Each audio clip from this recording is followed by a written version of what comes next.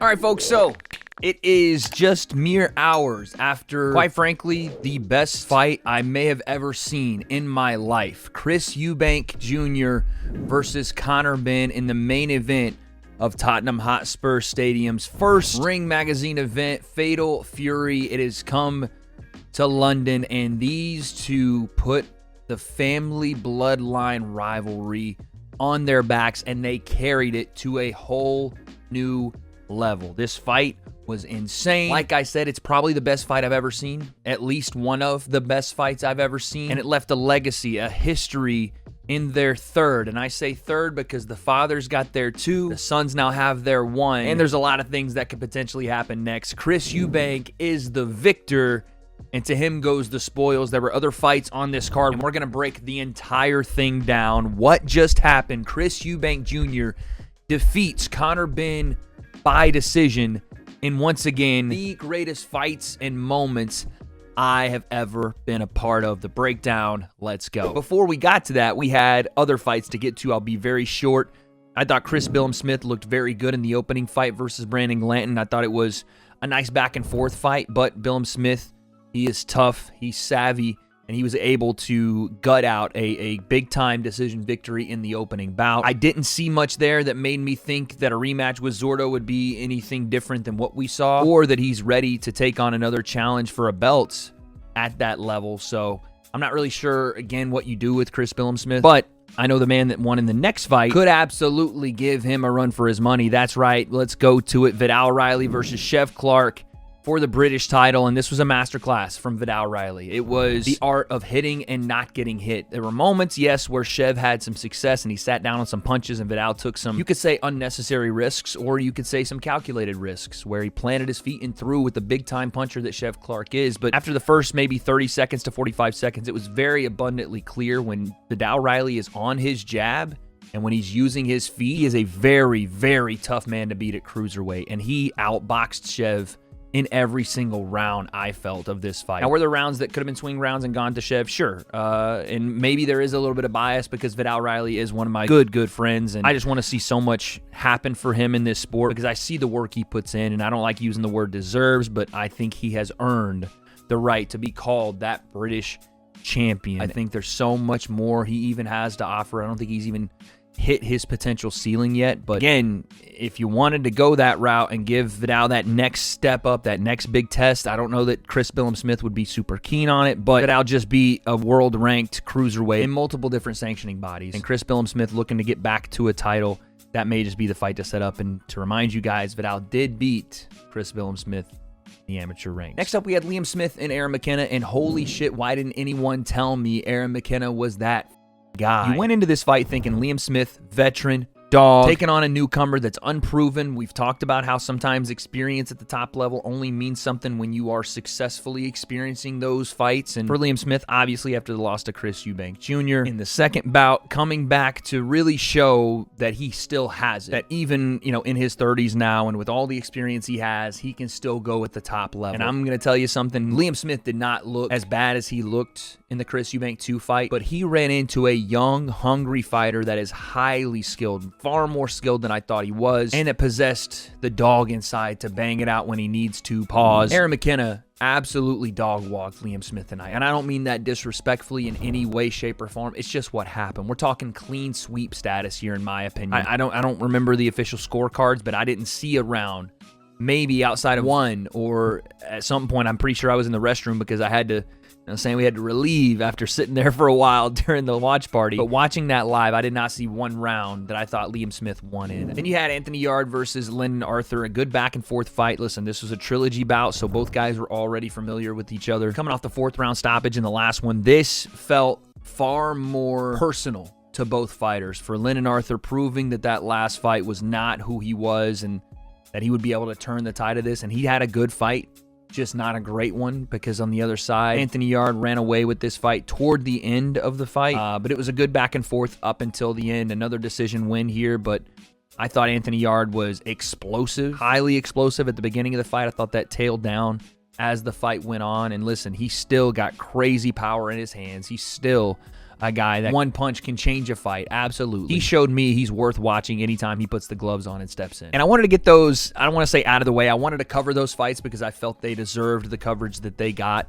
on the night and after, because this card I thought top to bottom was great matchmaking, a fantastic build, and I thought they all delivered. I know people were a little upset with a lot of decisions, but that's what happens when you have high-level fighters against each other. You're not going to see many stoppages. But after that co-main event, the energy in Tottenham Stadium, you started to kind of peek. Where we were sitting was kind of up in a skybox, and I kind of started to peek over my shoulder. And every time I did, I saw more and more and more and more people flooding into this stadium. It was something out of a movie because it started to build that anticipation. They showed Conor Benn walking into the venue, Chris Eubank Jr. walking into the venue, and myself and True Yarde were coming up with crazy conspiracy theories as to what potentially was going to happen in the relationship between Senior and Junior, and Conor Benn weighing 165 after rehydration, and Chris Eubank Jr. missing weight and then coming in under the weight check. And we're talking about our predictions, how we both had Conor Benn by knockout. That did not come to fruition. You guys can let me know about it in the comments. And then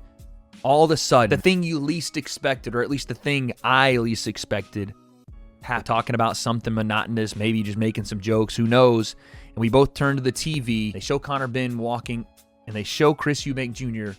getting out of a car. And then they slide the van door of the same car, and sitting in that seat is Chris Eubank Sr. He showed up for his son. There was no roof on Tottenham Stadium tonight, but if they'd had one on, they might as well have put some dynamite to it, because it would have absolutely come unglued. The people lost their minds. It was something out of a movie. It was cinema. And on it was, because throughout the entrances from both fighters, Conor Benn coming into the ring with Nigel, and you could tell he felt the moment, right? This is something that he had never experienced, something that Chris Eubank Jr. had never experienced, but for Conor Benn, nothing anywhere close. No fights that would be deemed a big fight necessarily for Conor Benn on this level, and you could tell that moment he was feeling it. Now, did it get the best of him? Was he able to control it?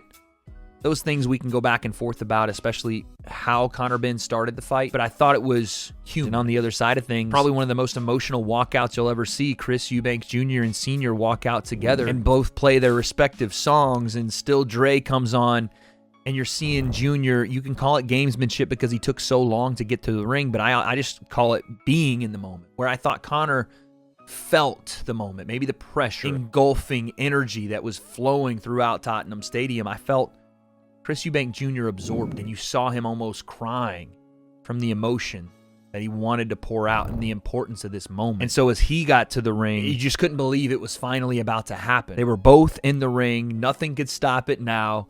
And sure enough, it was all gas, no brakes from the first bell. Now listen, it's going to be hard for me to recollect every single round in my memory and try to score this thing in a way that's like super technically correct, because we're 4 hours after the event is over, and I'm going to give you the bullet points of what I remember. I do remember Chris Eubank Jr., as the fight started, immediately established his jab. And as simple as that sounds, it really is the punch that will take you around the world, because for the first half of this fight, Chris Eubank was almost predominantly on his jab, and it was very, very successful. But on the other side, Conor Benn started a little erratic. He started a little wild. He had a lot of, I would usually say controlled, but uncontrolled chaos. He was winging big shots, and he was throwing everything in the kitchen sink behind it. I mean, there was no touch shots. There was no setup shots. He was throwing everything to hurt Chris. It was right hands, left hooks, and some of those shots getting through, and I think maybe even, I don't know if it was the first or second round, he clipped Chris with a nasty right hand. And it wasn't one of those where he started to stumble and bumble, but it definitely caught his attention, and it popped his eyes up to say, oh my goodness, okay, I may have underestimated this guy they called the welterweight. And that'll be a theme we'll come back to, because Chris Eubank Jr. tonight was in for the fight of his life. And I won't even say luckily for him. I'll say because he was so prepared, a fight of his life is exactly what he got. And he brought it back some. So yeah, the first couple of rounds, I thought Chris Eubank Jr. did his thing. I thought they were close rounds. When I look back on them, it'll be hard to score. This was a back and forth fight that I started to throw scorecards out the window for, because I was just enthralled by watching the two stylistic matchups of Chris Eubank Jr. on his jab and looking early to be very technically sound, not take too many risks, and then Conor Benn swinging for the bleacher. The shots that Conor Benn at points hit Chris Eubank Jr. with in this fight, and Chris Eubank Jr. ate, were unbelievable. It might have been a will of God that he was able to stay on his feet, especially for this left hook. And Conor swarmed him but couldn't get him out of there. And that was a big part of this fight as well, is that Conor would have moments, but Chris Eubank Jr. would have consistency. And then in some rounds, and especially toward the end when he really started rolling, he would have bigger moments where Conor would land one big right hand. Here came Chris Eubank Jr. with the uppercut, body shots, right hand, left hook. Both fighters were wobbling each other. You saw a pace that was absolutely insane. Started by Conor Benn at the beginning of the fight, and as the fight went on, a consistent level rising from Chris Eubank Jr. He threw, I think the stat was over 930 punches and landed 40% of them. That, ladies and gentlemen, is an equivalent to around 80 to 85, depending on what the number was, punches per round. And in some of those rounds, he was landing 30 to 40 power punch. And it wasn't just him. Both guys going back and forth. Again, there were moments for Conor Benn. He rocked Chris. I want to say it was the third round, maybe the fourth. Had him on stilts, couldn't finish him. Chris got his win back. They're both talking shit to each other. It's a classic gutter war, and it's playing out in front of our eyes. I'm looking at Yarde. I'm looking at the camera crew. I'm looking at my chat, you guys online, and we're all in agreement that this was becoming one of the greatest fights in modern history in front of our eyes. And I'm not exaggerating when I say it. This was a blood feud. This was neither man saying die. And just when you thought the fight was leaning one way, it would turn back the other.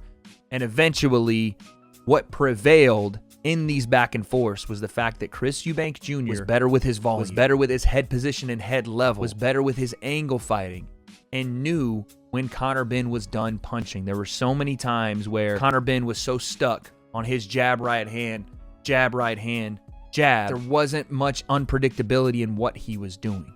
And even when he landed the big shot, because he was expending so much energy to get to range to land the big one, or rolling the head movement, or feigning with everything he had, his body was starting to feel that weight. It was starting to feel that extra 10 pounds or 15 pounds that he was fighting up this time around. And it slowed down his output very badly. And coincidentally, on the other side, Chris Eubank Jr.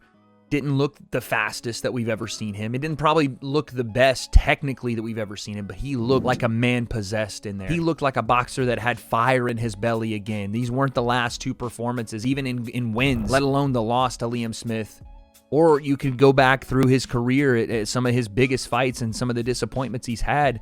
This felt like a righting of all of those wrongs, a righting of all those times where maybe he could have given more, or maybe he fights a little differently and he won those fights. Tonight felt like the culmination of all of those struggles into one fight to turn the tide completely. And like I said, that's what he did. As the fight got on to the middle rounds and into later rounds, Chris Eubank decided to kind of change what he was doing. He went from sticking with his jab and looking for counter shots on Conor Benn, or looking to lead with his combinations and get back to his jab, to forget the technique, it's about heart. And he started to use his bigger frame and try to drive his forehead into the chest of Conor Benn and walk directly forward into that fire, into a place where Conor Benn had tagged him with shot after shot, and his face looked like he had been stung by 1,000 bees. By the way, I think there is confirmation that Chris Eubank Jr.'s jaw is broken, so all prayers to him. Obviously, we want him to be healthy and heal, and what a warrior to go through that with a broken jaw, and I'm pretty sure it happened early in the fight because he was taking nasty punches. But the change in strategy changed the trajectory of this fight, because him walking forward shut down a lot of Conor Benn's big looping punches. They would go over the top, and Benn wasn't able to frame and get back to where he could throw those big lunging shots, or that he could open up wide with hooks and overhand. He just kept overthrowing them, and he was also being pushed straight back just by the sheer force and weight of Chris Eubank Jr. and the punches to the body. Again, you can call it ring rust, you can make excuses, but it just looked like Conor Benn was being overwhelmed by the pressure, by the pace, and he was being driven straight back into the ropes and leaning back with his back on the ropes, where if he pivoted out and almost let Chris fall into those ropes, he'd had a far better chance at landing a big-time shot, because both fighters' legs were gone. It was not a question, again, of technique anymore. It was all heart. Who is going to be able to survive this hellacious pace, and who's going to take it to the next level? When both guys are tired, when you want to quit, who is going to take that next step and say, I'm not done yet? Turns out it was both guys. And that's what made this fight such a legendary back and forth, because they both gave it everything. They both left it in there. They both were warriors on the night. But Chris Eubank Jr. stood above because of his tenacity, or as Senior said in the post-fight speech, the tenacity. Both men left it all in, but only one did so in spite of the weight cut, which, okay, sure. He makes 160 this time. He made it before he signed the contract. We're not complaining. But he does make the weight check and keeps himself under 170 pounds in a rehydration clause that I think is quite frankly just one of the worst practices in all of combat sports. There's a glove controversy right before the fight. Conor Benn gets to wear the horsehair gloves. I don't know what was going on with that, but add that onto the plate. Add on the personal issues going into tonight. I mean, the 11th hour, all week, all month, the last 2 months, 3 months, however long this fight, 1 year, 2 years, that Chris Eubank Jr. has been dealing with the loss of communication with his father, a man that is a legend to him and everybody else in the United Kingdom, only to have his father come back on the night he needed him most and give him that spiritual boost. Maybe that was it. Maybe that's what took him over the top. Not thinking that the Eubank name solely rested on his shoulders. And maybe it did, but regardless if he won or lost, he'd have Senior there. Chris Eubank Jr. won this fight on a unanimous 116-112 judges scorecard. Some people said that was too big a margin. Some people, I saw Eddie Hearn and Conor Benn stating that. I don't think it was too big a margin. I mean, sure, you can argue 115, 113. Honestly, you could argue 117, 111. And again, that doesn't mean those rounds that you could give Chris or Conor weren't close. But there were a couple of good toss-up rounds there. But regardless, I thought the right man won. I thought Chris was unequivocally the winner of this fight. Does that mean I didn't think Conor Benn had a good fight? No. I was so impressed with him in this fight. I was impressed with his heart, his determination, his ability to come back after losing a round or when things went tough for him. He didn't just quit, or he didn't shy away from trying to get back in the fire and get that fight. So once again, I don't think I'm overstating this when I say it was one of, if not the best fight I have ever seen. Which leads into the next thing. What happens next? Do they do the rematch? Eddie Hearn has come out and said they already have stipulations in the contract for a rematch. Chris Eubank Jr. obviously didn't speak too much on that because he won. He is the winner. He is the one that carried the family name. He brings the pride of the Eubanks back home and makes his father proud. So, yeah. And also, he had to go to the hospital because of the broken jaw. We're probably going to hear more as he heals up. Conor Benn, obviously very disappointed in his performance, blames himself and takes the responsibility of things that he can do better, which again, I thought was a very grown-up and mature Conor Benn in the fight after, because you never know how fighters are going to handle loss, and I thought he did a really good job at taking responsibility. But he even said he doesn't know if the rematch is next. Maybe he goes back down to 147 and called out Mario Barrios. Yes, please. I'll watch that fight 7 times a week and twice on Sunday. Honestly, I think both guys should heal up because this was a war. I don't want to see either of them jumping into anything super quick. But at the end of the day, this is what we wanted. The hype was real, and it was fulfilled by the fight. Most times you see that the hype doesn't live up. Tonight it absolutely did, and it gave us so many great moments. The fight, yes, but the bringing back together of Junior and Senior, that moment after the fight where Senior is congratulating Conor Benn and Nigel is congratulating Chris Eubank Jr., and all 4 are in the ring, and only those 4 people know what this rivalry means and what each chapter means to each one of them. They have this bond that none of us will ever understand, but we know from the outside looking in that it's got to be special, that they're connected for life. And now the sons themselves, Junior and Conor Benn, have their own bond, have their own respect, have their own moment to know that they're the only 2 people in the world that created that.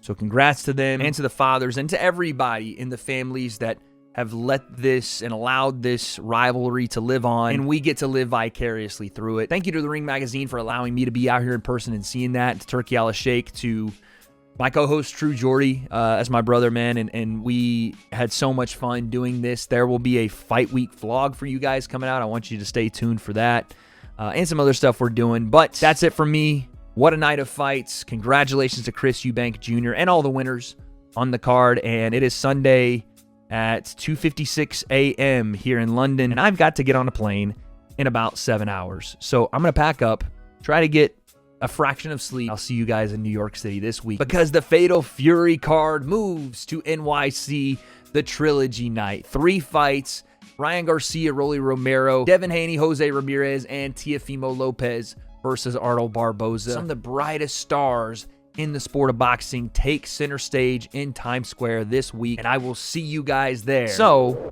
As we leave off, what did you guys think about the fight, about the event, about the moment that was Chris Eubank Jr. versus Conor Benn, and what happens when we touch down in New York? I don't have those answers, but I guess we'll find out.